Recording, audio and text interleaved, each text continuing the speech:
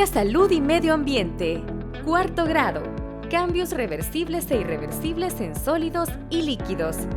Hola estimados estudiantes, bienvenidos nuevamente a este espacio enriquecedor de conocimientos en temáticas de ciencias naturales. El día de ahora vamos a abordar un tema muy interesante y divertido y será acerca de los cambios reversibles e irreversibles en sustancias sólidas y líquidas. ¿Te has preguntado alguna vez por qué los frijoles, siendo tan duros, se ablandan al cocinarlos? ¿Y por qué no vuelven a endurecerse? O en una tarde de verano, cuando te alimentas con una charamusca o un topollillo, ¿ellos se derriten tan rápido? Pero si los regresas al congelador, ¿se solidifican de nuevo?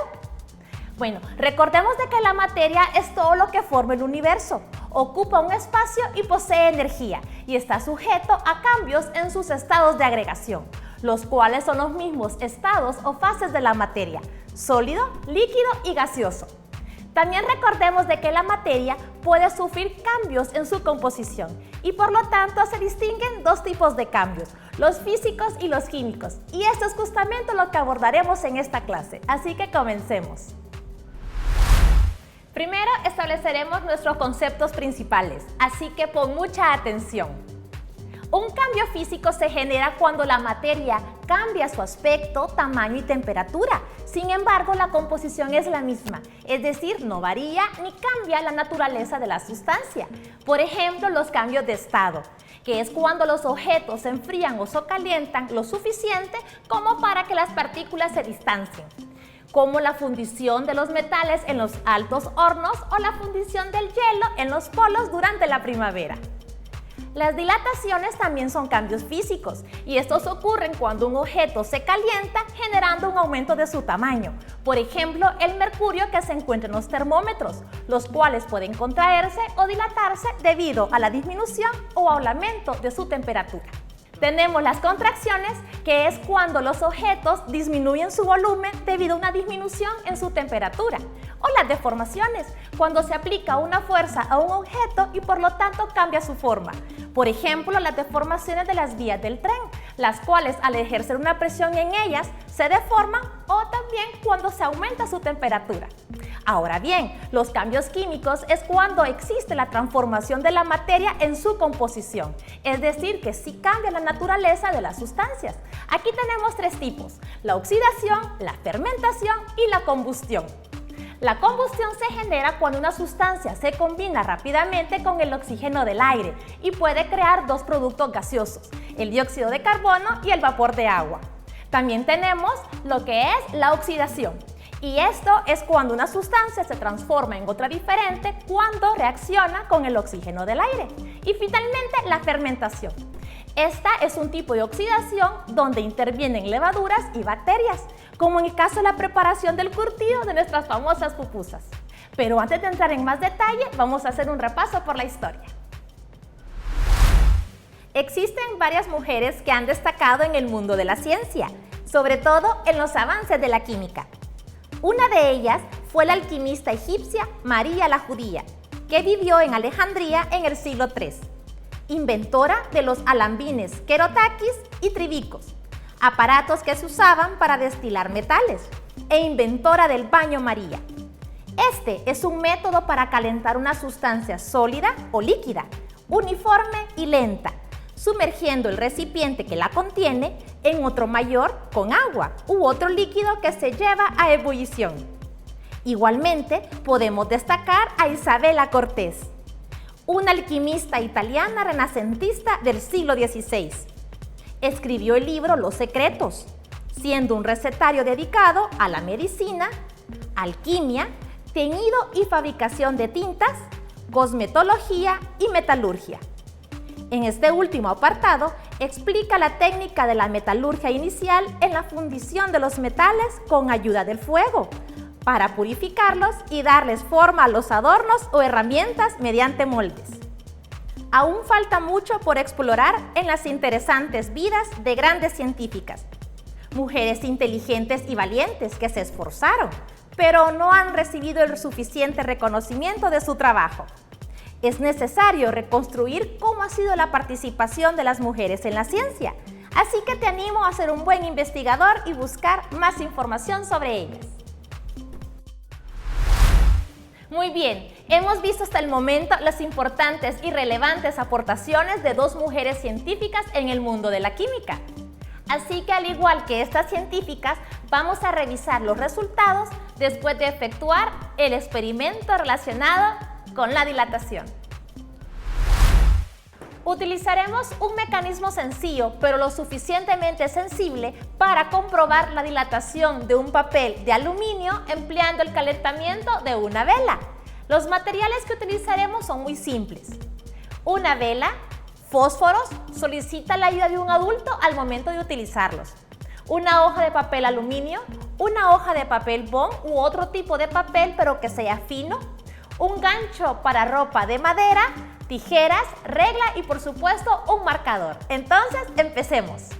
Lo primero que realizaremos es efectuar tiras de papel aluminio y de papel bond de 2 centímetros de largo por 8 centímetros de ancho.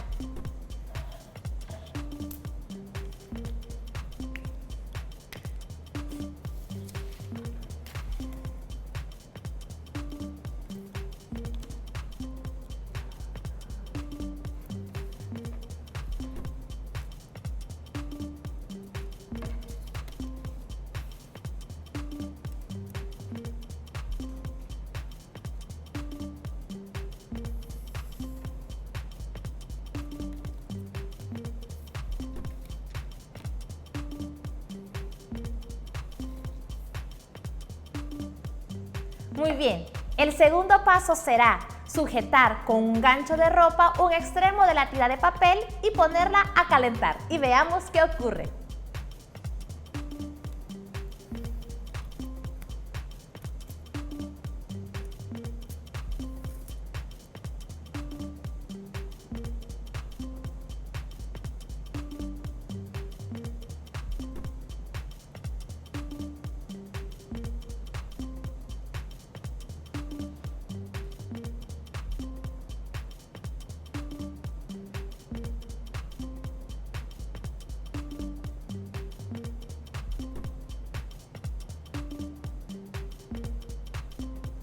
Ahora repetiremos el mismo paso, pero con una doble lámina. Para ello vamos a pegar la tira de papel bond sobre la tira de papel aluminio.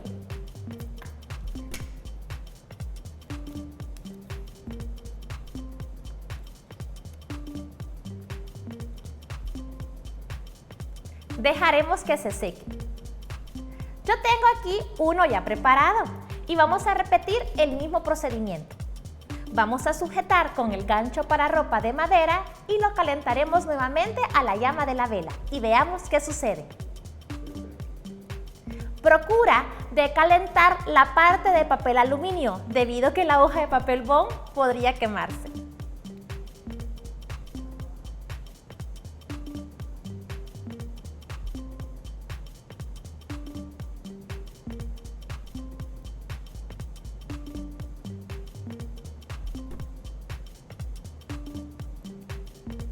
Muy bien, ¿qué ha sucedido? Lo que hemos efectuado es un cambio físico, es decir, que las propiedades del metal se han mantenido, se han conservado. Por lo tanto, las características iniciales son las mismas que las características finales. Este es un tipo de dilatación. Lo que sucedió en el papel aluminio es que se dilata en todas partes del papel, por lo tanto no sufre ninguna transformación o modificación. En cambio, con el papel bond, el papel no se dilata. Entonces, como el papel aluminio sí lo hace, te busca una forma de poder expandirse y así es como tiende a doblarse. Este es un cambio reversible, ya que las propiedades iniciales, como te mencioné, son las mismas que las finales. Bueno, ahora vamos a definir conceptos importantes que he mencionado hasta el momento de forma aplicada. En los cambios físicos y químicos de la materia, se pueden producir cambios reversibles e irreversibles. Veamos en qué consiste cada uno de estos. Los cambios físicos reversibles se producen si la materia vuelve a su estado inicial. Un ejemplo de cambio físico reversible es el caso de las paletas o sorbetes, que se pueden derretir y volver a congelar, ya que la fusión y solidificación son cambios de estado. Otro ejemplo es cuando se expande una banda de hule. Pero no se dejen engañar pensando que todos los cambios físicos son reversibles. De hecho, muchos cambios físicos suelen ser irreversibles. Los cambios físicos irreversibles se producen cuando resulta imposible que la materia vuelva a su estado inicial. Un ejemplo de cambio físico irreversible es cuando se quiebra una taza de porcelana, ya que el material que la compone no cambia, solo lo hace su forma, pero no puede regresar exactamente a su forma original. O cuando cortamos una hoja de papel, el material no cambia, pero su forma sí lo hace. Por lo tanto, es cualquier variación que experimenta un material sin que cambien las partículas que lo forman. Es decir, la sustancia inicial es la misma que la final. Ahora bien, los cambios químicos irreversibles ocurren cuando la materia sufre un cambio en su composición y no puede volver a su estado original. Por ejemplo, cuando la madera se quema, pues una vez carbonizada no puede regresar a su estado inicial. También cuando la fruta se descompone, porque se genera un cambio de color. En otras palabras, la identidad del objeto que sufre un cambio químico se altera. La madera se transformó en ceniza, que es una sustancia completamente nueva con propiedades químicas. Es fácil ver que la mayoría de cambios son irreversibles, pero existen los cambios químicos reversibles, que son aquellos cambios en que los productos vuelven a su estado original. Por ejemplo, el caso de las baterías recargables. Al descargarse, se vuelven a recargar y esto genera un ciclo. La producción de agua como resultado de la combinación de dos moléculas de hidrógeno y una de oxígeno es otro claro ejemplo de los llamados cambios químicos reversibles. Ahora que has aprendido la diferencia entre cambios químicos y cambios físicos de la materia, así como reversibles e irreversibles, te parecerá curioso el siguiente dato. ¿En qué se diferencia el hierro del acero? Veámoslo a continuación. El elemento hierro se obtiene de sus menas en el alto horno, tratándose con coque. El hierro de fundición, también llamado arrabio, es el hierro obtenido directamente del alto horno y tiene muchas impurezas y escorias. Si se funde otra vez, se obtiene un hierro de segunda fundición, con menos impurezas, llamado hierro colado. El hierro dulce es el hierro de fundición al que se le han eliminado prácticamente todas las impurezas. Es muy resistente y tenaz, y se emplea para objetos que deben soportar grandes tracciones. El acero es una aleación o mezcla de hierro y carbono, con contenido de este entre el 0.5 y el 2%, pero también puede contener otros metales en pequeña proporción, como níquel, manganeso, cromo, vanadio, wolframio, que le confieren propiedades peculiares. El acero es más duro que el hierro, dúctil y maleable, elástico, aunque es relativamente frágil. Ya tienes claro que si te fijas un poco y observas con atención a tu alrededor, descubrirás numerosas transformaciones de la materia que te rodea. Algunas veces pueden ser cambios físicos o cambios químicos. Un cambio químico es la transformación en la naturaleza de la sustancia, por ejemplo, la combustión, la fermentación y la oxidación. Caso contrario del cambio físico, el cual no cambia ni se transforma la naturaleza de la sustancia. Por ejemplo, los cambios de estado. Esto puedes aprenderlo de memoria, pero ¿sabes qué significa cuando yo menciono la naturaleza de la sustancia? ¿Cuándo cambia y cuándo no lo hace? Bueno, la naturaleza de la sustancia se refiere a la composición o estructura de la materia, es decir, qué elementos la componen y en qué proporción se encuentran.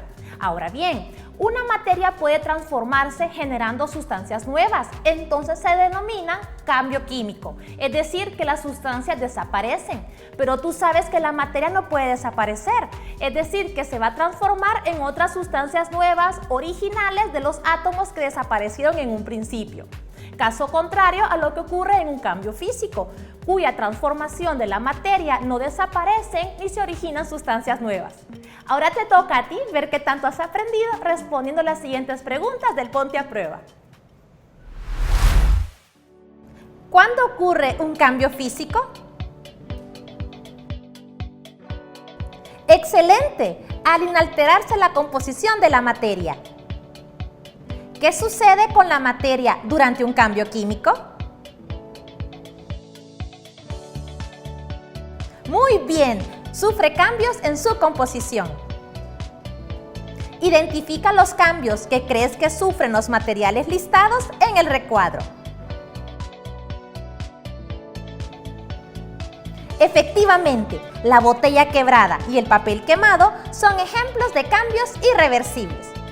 El hielo derritiéndose y la vela derretida son cambios reversibles. Te felicito por poner mucha atención a esta clase. Bueno, hemos llegado al final de este interesante tema. Espero que hayas aprendido muchísimo y lo hayas disfrutado tanto como yo lo hice. Te espero la próxima semana en este mismo espacio. Y recuerda, lavarte muy bien las manos con agua y con jabón y cubrirte la boca al toser y estornudar. ¡Adiós!